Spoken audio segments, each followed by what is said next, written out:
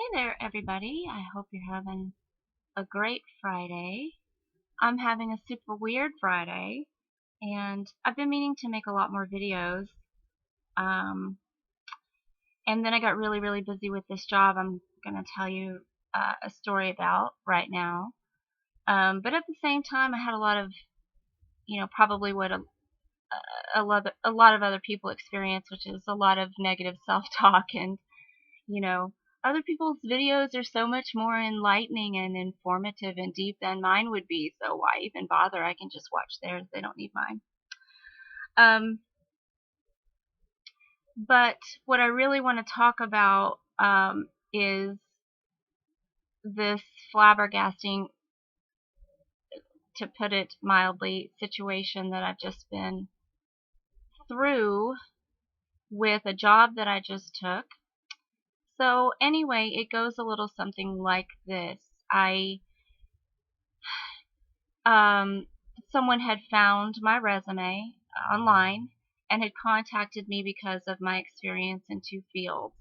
One is sales and marketing, and the other is uh, this particular chosen credentialed field that I will not mention here because I just want to keep it a little bit more anonymous. But so his firm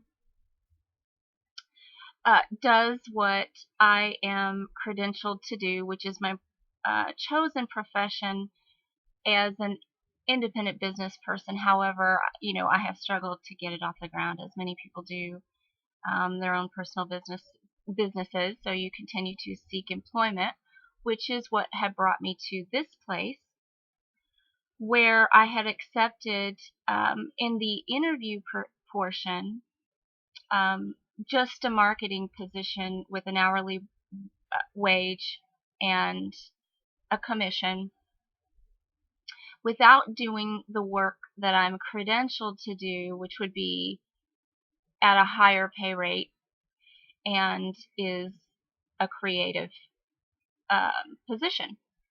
So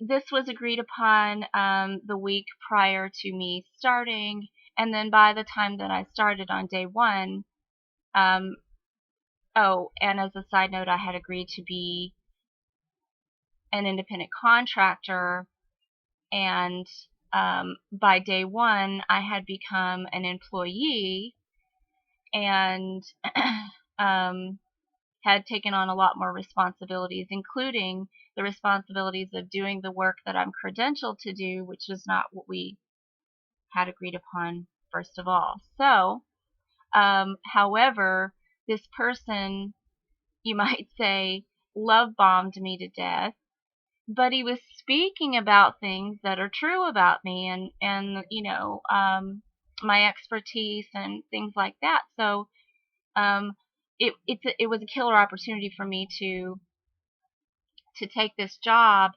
and really help run his business and make connections for my own business perhaps in the future, or see where it went.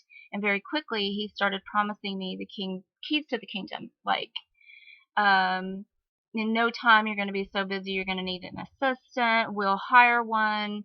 I was about to sell this company, but and I know you're not willing to invest or ready to invest. I'm just so glad that you're willing to take it, run with it, make it yours. Do you run it like your own business? Use my resources as yours and go out there, and in a year I'll give you 15% of the company. In fact, I want you in your marketing to refer to yourself as a partner in our company, which I did as an employee. So right off the bat, I had keys to the office, our warehouse. He was ordering a custom van for me to drive full time. He stated that I would take this home with me because many of our projects will be late into the evening, and that I would store it at my house, and asking me about the design of the van. Immediately before I started, he ordered like 2,000 beautiful silk business cards with, a foil logo on them, and, ordered me a custom rolling case for the laptop and a Bluetooth and a new iPhone and all these, great business tools that you need, with a lot of promise of, we're working out getting you a company card, because I'll have a lot of expenses that I'll incur through doing all of the various now responsibilities that I have, which include marketing, social media, sales, business development, and the most important credentialed piece, plus the resourcing of all of the materials that we need for these projects. So I was, as I mentioned, by day one, it was established that I was an employee for purposes of insurance, so that during the course of this work, I would be covered by workers' comp, and I was great with that. I expressed my concern about that affecting my take home as now an hourly employee versus an independent contractor and now doing more work, and he just kept reassuring me and selling me on this, it's going to be yours, you're so great, you're the best person for the job. So on and on this went for the last 3 weeks, me coming in and really doing everything, cleaning up all of our online presence, so that, because I learned very quickly that the only marketing tools that he provided me with were a stack of really old business cards, which is basically, in our business, obsolete. It's like opening up an old phone book and trying to market that way. That's just not the way you do business today, especially with, high profile, beautiful, creative projects. You really have to have your shit in order. And he agreed. He absolutely agreed. So while I'm doing all of this, sales and joining network affiliations and, making phone calls, I'm revamping our brochures. I'm fixing any bad reviews on YP, on Yelp, cleaning up Facebook completely, making sure it's linked to our website. Cleaning up our website, it had the wrong company name on the landing page. It just was a mess. There were a lot of things with typos, information that didn't pertain to my particular credentialed industry and was more geared towards another part of his business. And so we agreed there was a lot of things that needed to be done, and I set to work spending many, many hours. And if anyone has ever done social media, you spend days working on Facebook, Twitter, Instagram, LinkedIn, and they had a bunch of old information that needed to be scrubbed. And anyway, I'm kind of rambling, but I did all that along with a lot of marketing. And he's a very busy person who was in and out of the office, and so he would communicate with me very quickly, and over really basic things. But when I would ask him about when am I getting something in writing, or the application you said that you need on file, what about the company card? I've already booked a big meeting next week and we have expenses for that. What's the status on that? What's the status on the van? Because unfortunately for me, over this last weekend, after 2 weeks of working there, the hood flew up on my vehicle while I was driving it going 70 miles an hour, shattering it, and it stayed there. And it's just honestly a true miracle that I made it to the left-hand lane, or not the shoulder, with my little kitty in the car, and literally with glass all over myself, I reinstated AAA and, went through the whole saga of the highway patrol and all of that. But I took all that stuff in stride, knowing that I really only had liability insurance on this car that's paid for, and I did not renew my insurance at a larger level because it's so old. I knew I wasn't going to have it for very much longer, and you get the picture. And so it's a real unfortunate thing that happened, but I took it in stride because my employer had promised me this car, and I knew that I could use that in the interim, and get a new car in short order, a personal car. Um, but after that, he insisted on renting me a car. By the way, as a side note, early on, he for forbid me to go out and do any marketing in my own car because of our industry being so, in his mind, elitist. And it had a little bit of front end damage, which kind of led to the inability to close it correctly. And so I said, fine, that's on you, we'll wait. And that's kind of where the rental car came in, with the expectation that I would go out with these thousands of business cards, and drive all over the foothills of Southern California and do this marketing for him. And it began to occur to me that I didn't have answers to a lot of really important things. And I still, being in my third week of employment, didn't have that anything in writing. And so, I would ask in person, sort of a quick, polite nudge, nudge, do you think you could put something in writing? Just an offer that says how much I make hourly, um, commissions, just that I'm an employee, just so.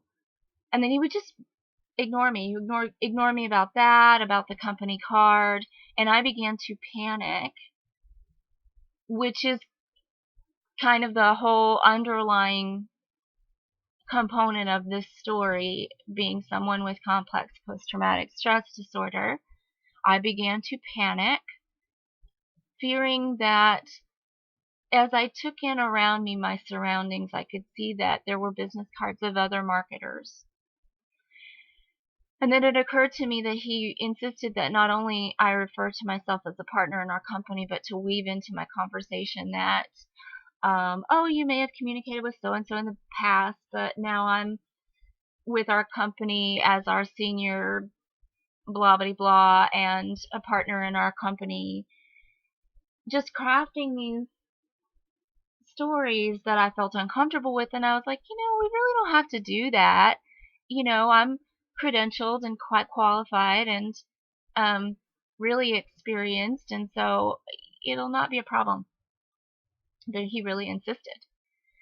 And then I remembered how much money that he had told me that his previous marketer had made, and she was just doing strictly marketing and not the other stuff, all the other stuff that I was doing, and that she was making XYZ consistently per month.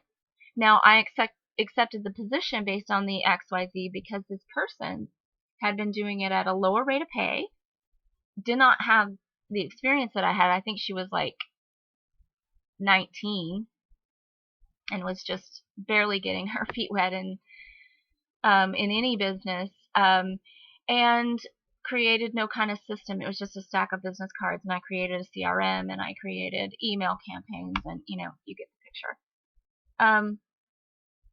Because I was, remember, a partner in the firm, and so I was investing myself a great deal to create systems that we could use and grow from.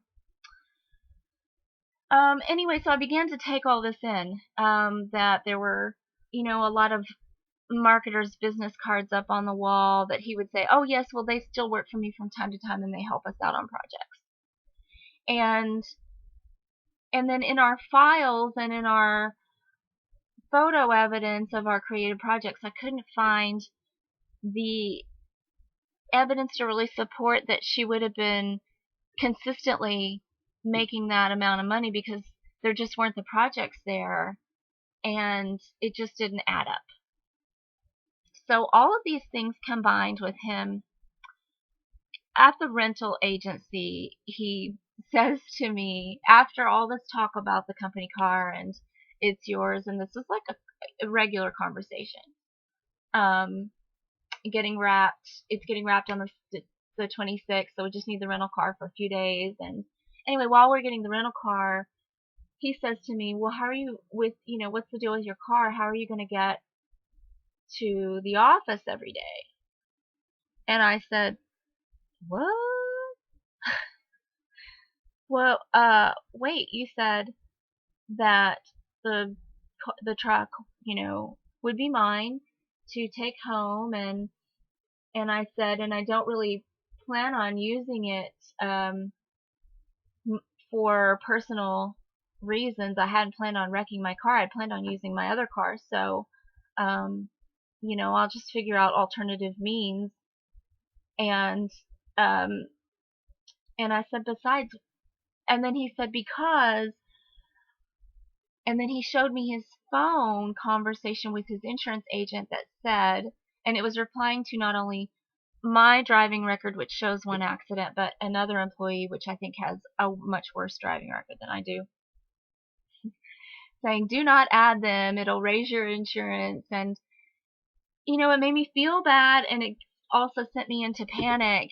And at the same time, I'm thinking, well, that's kind of the cost of doing business, and that's not all me. And I explained that that was not all me to him. And he said, well, she was asking me about our business hours. I said, well, as you know, we don't have regular business hours because a lot of the time during the day we're doing marketing, or we're trying to find resources, and a lot of our projects go into the night, or we're out buying stuff for our projects at night. You know this. And he agreed, and he's like, yeah, well, I said, I just, and then at this point, the guy who insists on putting all the carts before the horses says to me, maybe I could loan you some money to buy a car up front. And this is all, this is a whirlwind. We're trying to rent a car. It's a hot day. There's a lot of things going on. And I'm like, wait.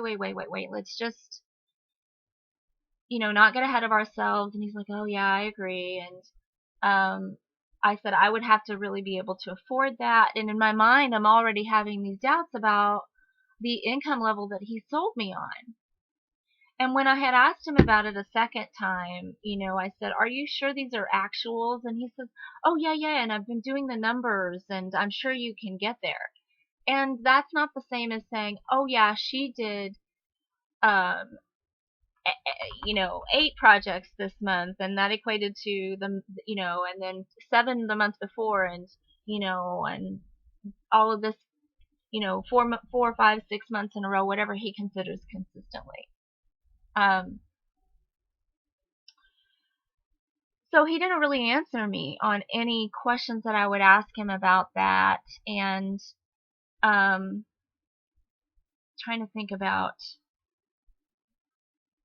what brings me to today. So there were a few other really kind of childish things that he did, like when he was not answering my texts, my emails, not returning my calls, except on rare little things, but not the important stuff. But the guy sitting right next to me at the desk next to me is answering the phone like, hi boss. And I'm like, can he get back to me ever? So there were unanswered questions from the week before that I started to notice. And so here I was, about to take my professional credential that I worked hard for personally out into the field in a rented car, representing his company with slews of business cards. And I have no idea where I stand with him, if I'm an employee, or if he's just telling me that. Is he going to utilize my hard work as a marketer, improving his web presence? I mean, the work that I did, quite honestly, is probably the equivalent to $100,000 in revenue in a year. I mean, it makes that much difference, all the cleaning up. So, he stopped answering me. I called him in the evening and said, please call me. I really need to talk to you. Completely avoided my phone calls. At that point, there had been like at least 5 or 6 unreturned texts and many, many emails, and an email that I had sent the day prior saying, talking about another situation where he calls me his partner but sends me on these wild goose chases like, I need you to go see these people and these people. And so I put that on my schedule and I plan for it, I dress appropriately, and then, the day before I'm asking him for the contact name, doesn't text me back. Next morning doesn't text me back. I'm waiting because he's insisted that I go and see these people. And then at the very last minute on the hottest day, it's like 104 degrees, and I'm not really dressed or prepared to go out on the big marketing thing that we had already talked about was going to happen the following day. He just, just kind of throws himself into my schedule and says, oh, you just need to go out with those business cards yourself and just go market right now. And I just was taken aback. I felt really disrespected, and I said, I'm not dressed for that today. I planned on doing that tomorrow. As you know, I'm working on our brochure. I need to get that to the printer by the end of the day as you requested and as we really need. And I need to finish mapping out the route because it's about 25 different spots that I want to stop. And he's like, oh yeah, okay, I understand. But that wasn't the only time that he did something really undermining. Regarding this particular brochure, I worked really hard on doing the research to put in it, finding and resizing our photos and blah, blah, blah.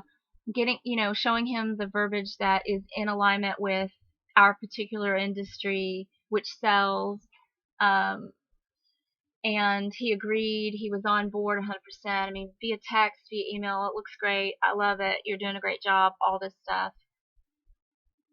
When I didn't hear from him about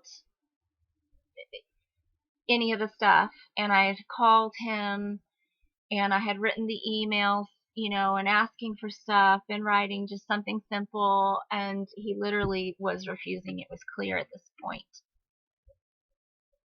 I feigned food poisoning because I didn't want to have any more talky. I wanted him to put it in writing. So the only way I could think of doing that was to be sick and not available on the phone. And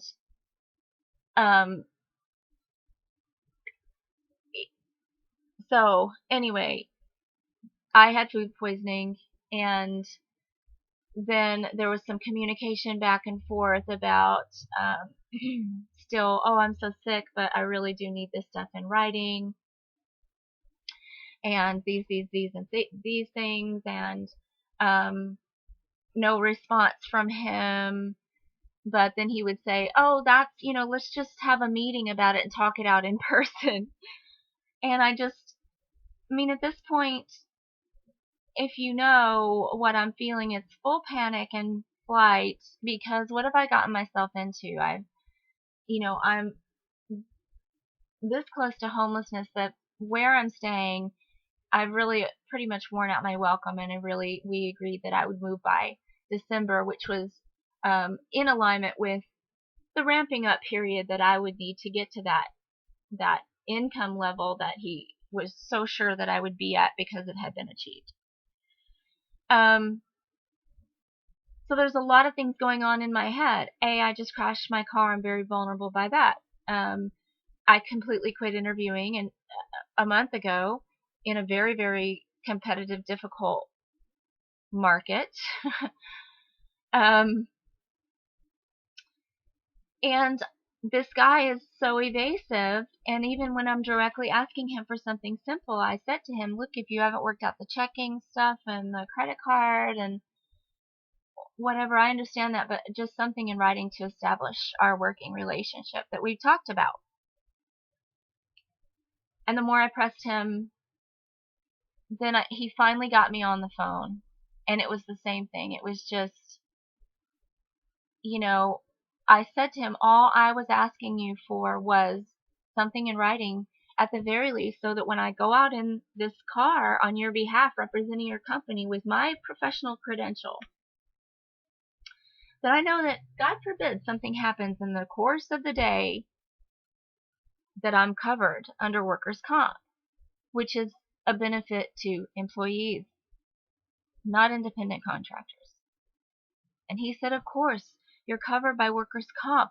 I've just been working out the insurance on the van and blah, blah, blah, blah, blah. And I said, but you weren't communicating with me on anything. And then we just went round and round with the same stuff. And then I said, oh, I'm feeling sick again because I had food poisoning. And I didn't want to go round and round with this anymore. I said, just please, I've got to go. Just would you please send something in email? A little while later, I noticed on my email, your social media passwords are being changed. And by the way, I forgot to mention the brochure issue. I think I got sidetracked. So anyway, when I got sick was the same alignment with the brochure, if you'll recall, that I worked so hard on. Excuse me, I'm going to get something to drink.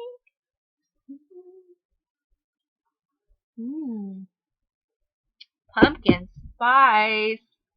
It's back. Anyway, so keep in mind I wasn't really sick, so I was monitoring my email. And he uses my email as well as the other employees' emails to send emails on behalf or to monitor. I learned very early that he could see everything and was just watching. I got a response from the printer, and it was not the verbiage that I had worked so hard crafting and picking and all that. And it was something completely different. And it was actually something different than was on the brochure before. And so it became immediately clear to me that my business partner had changed the verbiage, although he had agreed to it behind my back, and had hoped he'd get away with it because I was sick. I'm like, so I should be going. So I looked at my sent file, and I noticed that not only that my email to the printer was deleted. I wouldn't have deleted it. I had done it the night before, right before I left work, and then I was done. But when the email came back from the printer, it was there, as was an excerpt of that verbiage that was changed, just sent as an isolated email. So I suspect he was on the phone and said, hey, cut this part out. And then he tried to delete his email traces and deleted my email along with it. Oh.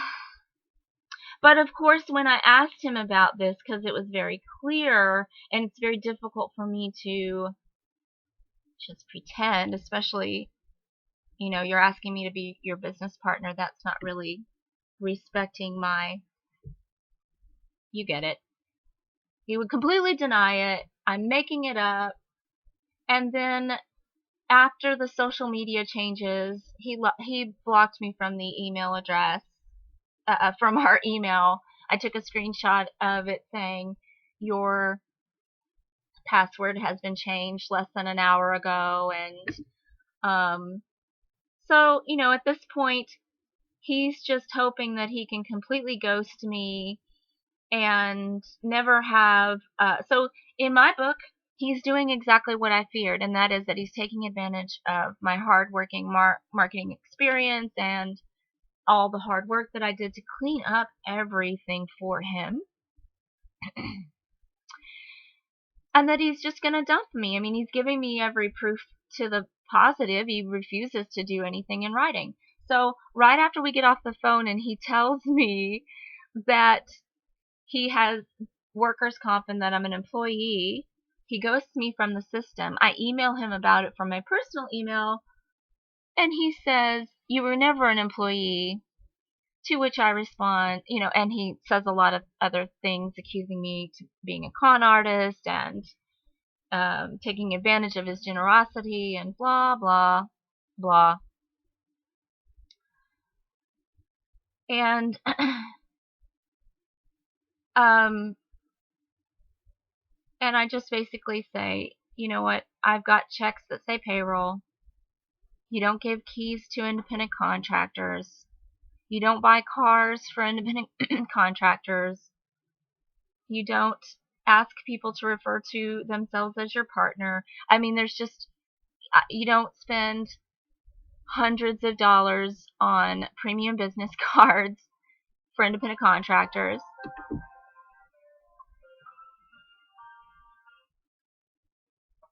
Don't know who that is.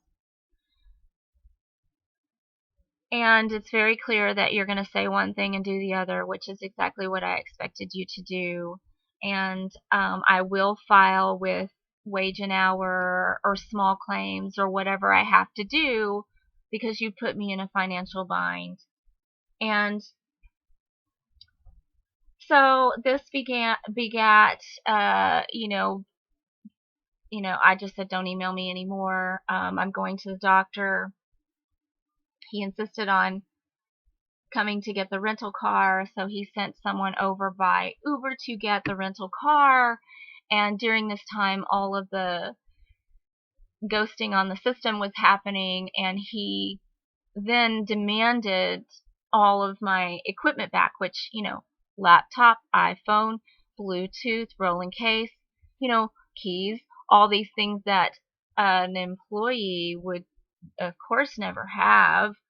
And so since his poor best friend, who's also one of my coworkers, as a flunky, over to not only get the car, but to immediately demand all this stuff that I have the day that he fires me after saying that I'm an employee. So this was yesterday. I returned from my doctor's appointment, packed up everything, and said, I'm not a crook. Everything's packed up. It's ready for you to be pick up. I hope you do the right thing. A proper severance. As a business person, I understand if he got ahead of himself and wasn't able to afford all the things that or whatever. When that happens, you can't just leave somebody standing out on the curb. You have to do the right thing. And so it's fair for me to ask for a severance, which I did from him, which he accused me of orchestrating. Anywho, so all that's been very stressful, and today I got a really, really, really, really, really nasty long email from him. He never responds to anything, but, now it's like, it's really nasty. And there's part of me, throughout all of this, especially when I started to feel those moments of panic, that just was like, I'm never going to be able to be in a business relationship again. I can't trust anyone. He was doing things like calling the guy next to me and asking him when I returned from lunch, like I could hear him. And I wasn't even at lunch the whole time. I was actually out faxing documents on our behalf because we don't have a fax machine. 20 pages. 8 separate faxes. Anywho, so, I started to notice little things like that, and that's, it was all coming together, and I was having panic, and I just wonder how much of my own fight or flight is responsible for this. I mean, it certainly drives the situation, right? A lot of people would just go out there and do it and just keep getting paid the way that he was doing and not question, and, it'll all work out, and blah, blah, blah. But for me, it just signals that trap, being lied to, being misled about the money that I would be making. It sends me into fear and panic over housing and being able to move, and you get it. So I just struggle with, this. I feel for him. I know how much money that he spent, and I think in the beginning he might have had good intentions, but I don't really know what happened. And this guy that he sent over to pick up the things, keeps knocking on my neighbor's door, and my neighbor's not answering because she knows that he thinks that it's my house. I had talked to her because we have a shared mailbox, and it's a long story. It's where I put the keys. she finally answers and is like, oh, she's in the back house and I don't think she's home. And then he, after he got the message that I was ready to deliver these things, he returned. And he's a really nice person. I stood there and he was practically in tears, and he literally said to me, he's making a big fucking mistake. I'm going to talk some sense into him. And I said, wait, you don't know what he said and what I've said to him. And he said, I've known this kid for, he refers to him as a kid, he's a 30-plus-year-old man, but they were friends for many, many years. He goes, I know how he can be. He can get ahead of himself. He has promised me the moon in the past. I should have talked to you. None of this is your fault. I'm going to talk some sense into him. Just promise me this. And I'm like, I don't know that I could trust him even if you were able to talk him into taking me back. And he's like, just let me talk to him and at least listen. And I said, all right, I'll hear if he's going to have something reasonable to say to make this right. And meanwhile, that was yesterday, and then today I got the very long, nasty email. So I suspect that the conversation with this very sweet, well-intentioned individual who says that this kind of behavior is sort of indicative of him, and he agreed that I was in a bad position, and he just looked at me and he said, just if he agrees to take you back and I talk some effing sense into him, just set aside your pride and come back, because you need to come back, because you have this wrecked ass vehicle. So anyway, I would just love to hear from anyone about, I just, every experience is different, but I just feel like every work experience is just, it almost every time comes to some kind of like head, and maybe it's just me, or maybe it's just been my experiences of late. I'd love your input on this one. Anyway, I hope all is well. Kisses.